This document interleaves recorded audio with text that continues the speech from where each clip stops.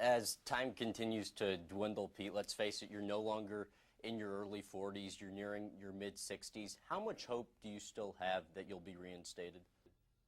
To be honest with you, I really don't worry about it anymore. I would certainly like to, simply because I like to be a manager of a baseball team. But I have other priorities right now, and if it happens, it happens. I'll be the happiest guy in the world. I don't think there's any honor bigger than going to his or her Hall of Fame for your sport. And if that happens, I just believe that the American way is to be given a second chance. And I've been suspended 16 years now, and having a hard time getting a second chance. Other people get second chance and to do other things, and baseball just looks at gambling a very different way than they do drugs or alcohol or spousal beatings, things like that. Steroids, different things like that. Since the publication of your book, My Prison Without Bars, and your admission that you bet on baseball, the possibility of baseball lifting your ban seems to have diminished. Well, I don't think the book had anything to do with that, if you want to know the truth, because probably a year before the book came out, I talked to Bud Selig and told him everything I did. So when Bud Selig read my book, if he did, it wasn't something that he didn't know. Okay, it was something you didn't know, or something that he didn't know, or something that the public didn't know. But I remember when I had my first discussion with Bud Selig, I thanked him for giving me an opportunity to take this load off my shoulders. And I said, if you want to have a press conference tomorrow or next week or next month, and I'll tell the world the same thing I told you, he said, that's not necessary. You told the right guy. And that was, see, I wish I could sit here and tell you tonight that in 1991 or 1992, if I was given the opportunity to admit what I did, I would have admitted it. I don't know. All I know is the first opportunity I got to talk to the commissioner of baseball, sure, I could have told Jim Gray. I could have told Bob Costas. I could have told Jim Rome. That's not going to help me, because my faith is in the hands of the commissioner of baseball. And the first time that I ever met the commissioner of baseball is when I made the All-Century team in Atlanta. And he congratulated me for making the team. And then we had the most memorable moments in San Francisco. And I think when I got the biggest ovation on both those events, baseball kind of figured out, well, maybe this guy is popular. And that's when they give me the meetings that I had. I had a couple meetings with Bud Selig. And they were good meetings, by the way. John Dowd recently told me his opinion hadn't changed of you since you made your admission, in that, quote, you dishonored the game, lied about it, committed treason against the commissioner by suing him and making a spectacle of it.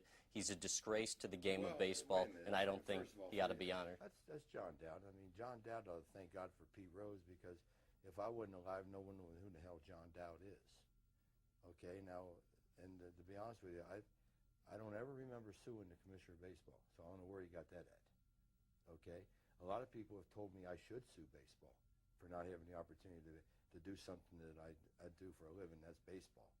But as most other times, John Dowd's wrong in his evaluations. You must have interviewed him on one of his bad nights, one of his drinking nights.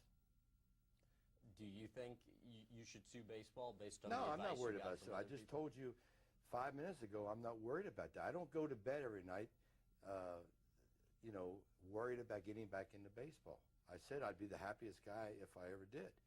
But John Dowd is like a lot of other people in this country, that I'm the only guy that's not given a second chance. Okay, all I heard for 15 years when I was suspended, if I admit that I did wrong, everything would be hunky-dory. Well, all of a sudden you admit what you did was wrong, and it was wrong. I made a mistake. Now they say, we'll keep him out of baseball. Don't let him do this. Don't let him do that. So it's just there's too many people with the wrong opinions about the whole case. And I don't ever want to talk about it, but they keep talking about it. They keep bringing it up. Okay, like you're talking about it right now. It happened in 1989. I was suspended. Okay, that's 17 years ago. Let's get over it. It's time to go on to the next step.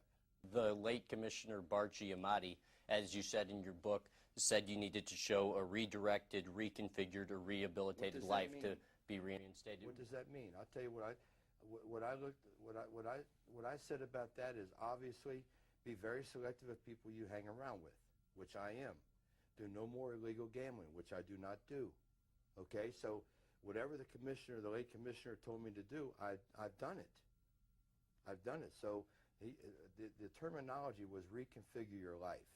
Okay, so reconfigure your life based on getting suspended for hanging around with undesirables and making illegal bets with bookmakers. Okay, not betting on baseball.